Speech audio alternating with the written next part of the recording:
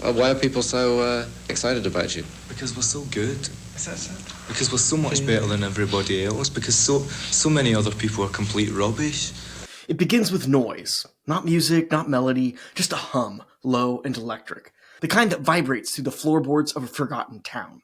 That town is East Kilbride, and it's the early 1980s.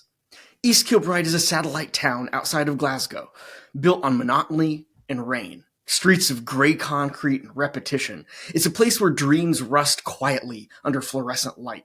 But somewhere inside that stillness, two brothers, William and Jim Reid, were tuning their discontent like a weapon. They weren't chasing fame. They weren't even chasing punk. They were chasing a feeling, the kind that cuts through apathy like a blade. Too quiet to riot, too furious to sit still. They grew up listening to Pop Ghosts, the Shangri-Las, Phil Spector's Wall of Sound, the Velvet Underground, the Stooges, and they kept wondering why no one had set them all on fire again. And in that small bedroom, they did exactly that. They built a sound out of contradictions, tenderness wrapped in distortion, melody buried alive in chaos. The Reids were too shy for punk's posturing, too furious for pop's perfection. They wanted to start a beautiful war with the music they created. In 1985, Psychocandy detonated out of that small town that no one sang about, out of a decade choking on its own polish. It was a sound so violent, so beautiful, it made silence itself feel obsolete. And by the time the decade began to rot from the inside, Thatcher's Britain, MTV's Gloss, punk's corpse still warm, the Reids were tuning their guitars to self-destruction. A perfect noise was forming, something that could cut through the polite distance of new wave and tear a hole straight through it. You could say that they were too quiet to be true punks, too angry to be anything else. Some say Jesus and Mary Chain are about anarchy, distortion, destruction, chaos. So it sounds a bit like a rebirth of the Sex Pistols or something like that. The Sex Pistols comparison is silly, you know, there's nothing in that at all. We're not remotely like the Sex Pistols and don't particularly like them. Hi, I'm Andy Fenstermaker, host of Poetic Wax, a weekly music history series where I dig into the collection I've been building since the 1990s to explore the history of a band, album, or song from within. And today, we look at Psychocandy from the Jesus and Mary Chain. Most people in the UK agree that punk is dead. Many of them are nevertheless constantly on the lookout for the next Sex Pistols, and the latest band to earn that title is the Jesus and Mary Chain. Before the album, there were riots disguised as gigs. It began as a rumor, a name whispered around Glasgow's underground, the Jesus and Mary Chain, a name that sounded like blasphemy and poetry all at once. Their first shows in 1984 were chaos disguised as performance. They played for 15 minutes, sometimes less. They didn't look like rock stars, they looked like ghosts from another era. Black shades, heads bowed behind curtains of hair, also black.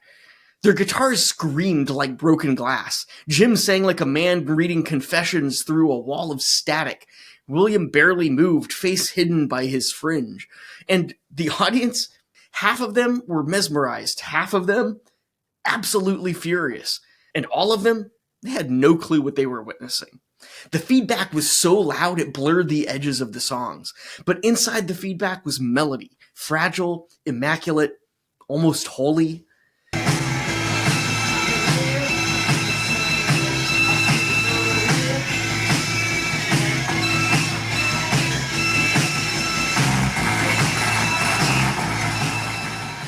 Sometimes the shows ended in violence. At North London Polytechnic in March of 1985, a riot broke out after an 11-minute set. More on that in a little bit. The tabloids called them dangerous, ungrateful, antisocial, but the Reids didn't care. We wanted to upset people, William later said. Pop music had become too safe. But amid the chaos, a few people heard something revolutionary. One of them was none other than Alan McGee, a young visionary running a label called Creation Records out of his bedroom.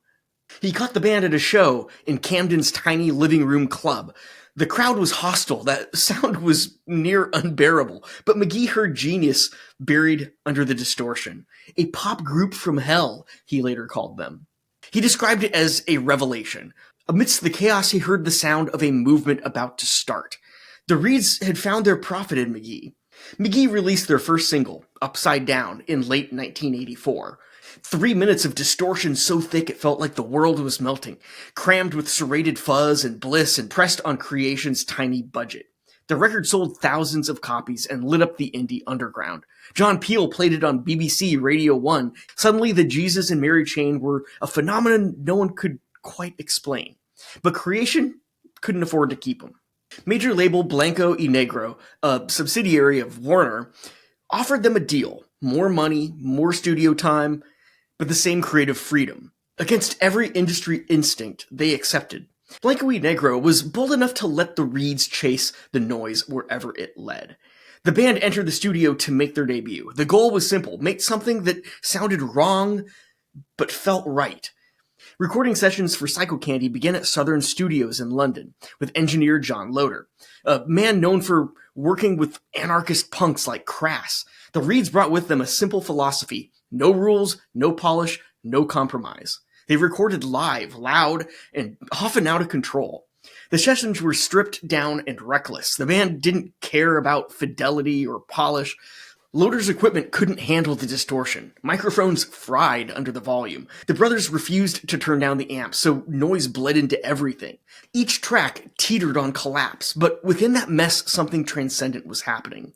Quote, "If it doesn't sound like it's breaking, you're not doing it right," Jim said in a 1986 Melody Maker interview. Drummer Bobby Gillespie, on loan from Primal Scream, stood behind a minimalist drum kit. A single floor tom, a snare, a stand-up bass drum, channeling Mo Tucker's hypnotic simplicity from the Velvet Underground. Bassist Douglas Hart, meanwhile, anchored the chaos with lines so minimal they felt more like tremors than rhythms. And you never bothered to buy 2 new ones, or is there a plan? After 2 years, I mean, what's the point spending money on another two? It's like 2 is enough. It's adequate. Anybody can play this bass. It's like introduce another couple of strings and you confuse the guy. The sessions were fueled by tension. William and Jim clashed constantly over sound, over lyrics, even over silence, but that friction was the engine. "We needed to fight," William later admitted in a 2015 interview with The Guardian. "Otherwise, it would have just been noise without a heartbeat." They finished the record in fragments, with songs emerging like transmissions from another frequency. "Never Understand," "Just Like Honey," "You Trip Me Up," "The Hardest Walk." Each one a different kind of collision. It was pop melody versus sonic annihilation. When the final mix of Psychocandy played back through the studio speakers, even McGee knew it was untamable. It sounded, he said, like the Beach Boys under machine gun fire. The Reids had achieved their impossible goal: to make music that was both violence and beauty, memory and prophecy. A sound so loud it became emotion. A sound that refused to be ignored. It was glorious filth, like love and hate tangled together, like beauty refusing to behave. It was, in a sense, the essence of Jim and William's brotherly relationship. If I wasn't in this group, I'd love us. I mean, that's all I can say. Psychocandy didn't sound like anything else from the mid-1980s. It sounded like a pop song being torn apart in real time, and somehow finding its soul in the wreckage. When it dropped on November 18, 1985, it felt like a manifesto. Most bands were smoothing out their edges, chasing MTV gloss, and leaning towards synth and sheen. The Reids went the opposite way. They buried melody under distortion, dared you to find it, and made you fall in love with the search. The record opens with Just Like Honey, and an iconic drum intro lifted from the Ronettes' Be My Baby, acting as a heartbeat echoing through static. Then came the guitars, drenched in feedback, shimmering and violent. Jim's voice arrives like a ghost at the edge of the storm, soft, almost pleading. "Listen to the girl," he sings, as suddenly the noise has a pulse. It's a paradox of sound. Innocence is devoured by chaos, and somehow purified by it as well. The melody is sweet, tender, aching, a love song buried alive in noise. I don't know, I think it can be cheerful. It depends what your idea of cheerful is. I think Just Like Honey's a cheerful song, don't you? Well, I like it. Well, I think it's cheerful.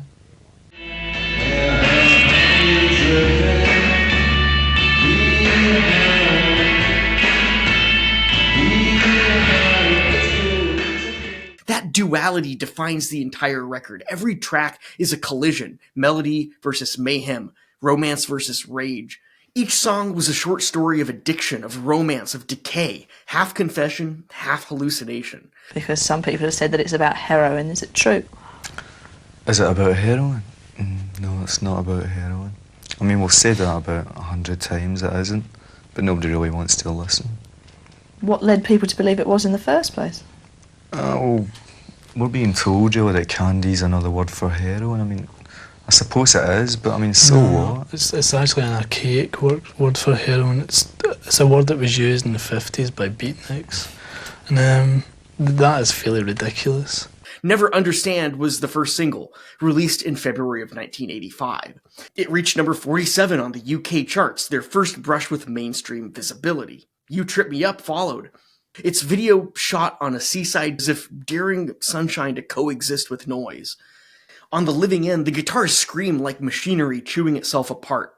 Cut Dead drifted like a prayer for stillness amid the wreckage. These weren't pop songs in the traditional sense, of course. They were devotions to imperfection. Still, every song feels like it's teetering on the edge of collapse. But if you listen closely, the noise becomes language, and the feedback becomes emotion. And through it runs that singular tension, the idea that beauty isn't something pure, it's something earned through ruin. The critics didn't know how to categorize it. Some dismissed it as noise masquerading as art. Others, like NME, Sounds, Melody Maker, called it a revelation, placing it alongside the Velvet Underground and Nico in their lineage of beautiful rebellion. The contradictions were the point. For every act of aggression, there was sweetness. For every shriek of distortion, a lullaby hiding underneath. The Reids were writing pop songs about disintegration, about the cost of feeling too much in a world that wanted you to feel nothing. And in that contradiction, they found transcendence. As one journalist put it, Psychocandy didn't just redefine what pop could sound like, it redefined what pain could sound like. In other words, Psychocandy is what happens when you love pop music so much, you have to destroy it to make it real again. I read in the papers that you've been described variously as the best new band in the Western Hemisphere and also the worst. How do you react to that? My favourite colour is gold. Fame hit like a concussion. By early 1986, the Jesus and Mary chain had gone from playing 15-minute Riots to headlining sold-out shows across Britain. The tabloids followed every gig, every fight, every silence. Scotland's most dangerous band, they called it. The slogan was part badge, part curse. The performances were still more like confrontations than concerts. The band would walk on late, play facing their amplifiers, and leave after a handful of songs. Fans loved it, promoters hated it, police were often called. You know, people that are just out for violence, you know, out in the provinces of England and also out abroad. There's nothing like this at all.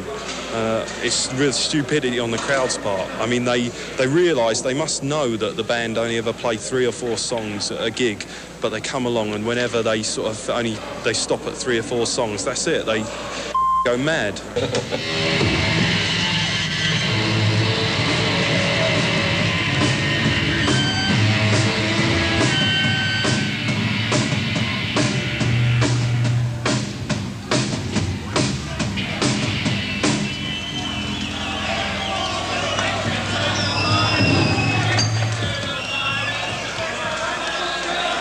At the North London Polytechnic Riot, now part of their legend, the crowd stormed the stage after a 10-minute set. The press accused the band of inciting chaos. Jim and William, of course, shrugged it off. We want people to come and listen to music, not fight. They should divert their energies elsewhere if they want to fight. The industry didn't know what to make of them. They had a major label contract, but they behaved like anarchists. They recorded non-album singles that sounded like transmission errors. Some Candy Talking, You Trip Me Up, April Skies. These were songs that were somehow both dissonant and devotional, each one keeping their mythology alive. The Jesus and Mary Chain were a band that made beauty out of resistance. But fame sharpened the tension between the brothers. William's perfectionism clashed with Jim's volatility. The drinking, the exhaustion, the relentless noise, it all began to implode. During live tours, fights broke out not only in the crowd, but within the band itself. Bobby Gillespie soon left to put his full attention on Primal Scream, a split that marked the end of Psychocandy's original era. Yet the myth had already crystallized. They had proven that distortion could be sacred, that fragility could roar. Can you really say what the Jesus and Mary Chain are about? We're a very commercial group. We've got our eye on the charts in United States of America and Britain and all over the world. I mean, our direct competition is a culture club and Duran Duran. We're competing with those groups. We're not competing with anybody in the independent charts at all. That's pointless. We're aiming high. We're going to be. We're trying to do what the Beatles done in the 60s. We're trying to do it in the 80s. In the years that followed, their sound evolved. 1987's Darklands stripped back the feedback. 1992's Honey's Dead brought it roaring back. But Psychocandy remained the epicenter, the album every noisy dreamer looked back to. It rewrote the DNA of British alternative music. I mean, we get the knowledge. We almost single-handedly, like between us, made Psychocandy.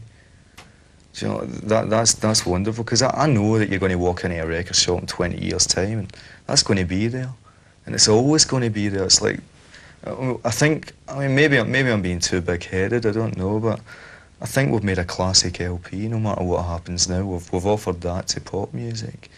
Whether it was a huge big hit in 1985, 86 or not, it doesn't matter. It'll be, like long-term wise, it'll be a big seller, and I think it will influence a lot of people to make more music. So we've got that, we've achieved that. The satisfaction in knowing that I think we've influenced a lot of people. Now, time has a way of sanding down rebellion. Most revolutions end up repackaged, softened, and sold back to us in nostalgia's soft focus. But Psychocandy has never gone quiet. It still hums, still crackles, still cuts through the noise of the present like a signal from another dimension. Echoes finding their way through the static. The feedback-drenched dreamscapes of My Bloody Valentine, the spectral sweetness of Ride, the melancholic shimmer of Slowdive, even the raw pop nihilism of the Smashing Pumpkins can all trace their lineage back to Psychocandy. You can hear its echo even beyond the 90s, the reverberated guitars of the Ravenettes, the lush melancholy of Beach House, the cinematic ache of A Place to Bury Strangers. Even one of my favorites, one that you should really check out, Up Against the Legends by the Legends. And beneath it all was that contradiction that the Reids had forged in their bedroom in East Kilbride. The concept that beauty is most honest when it's cracked and flawed, that melody means more when it bleeds. That's the promise of Psychocandy. Not that chaos will destroy us, but that maybe, if we're lucky, it'll save us. Real fast, you can check out the transcript of this episode and hear some of the music discussed over on my Substack. Sign up for free at poeticwax.substack.com. Also, a quick shout out and thanks to my paid subscribers. Join today for just $2 a month. You can also leave a super thanks tip if you've enjoyed this video. And finally, next week, I'll be digging into Joy Division, one of my favorite tracks by that band. Rumor has it, the Jesus and Mary Chain were a big fan. No, Joy Division were particularly awful, though. Joy Division were shit. Joy Division were fucking rubbish. I don't even like us being mentioned in the same sentence as Joy Division.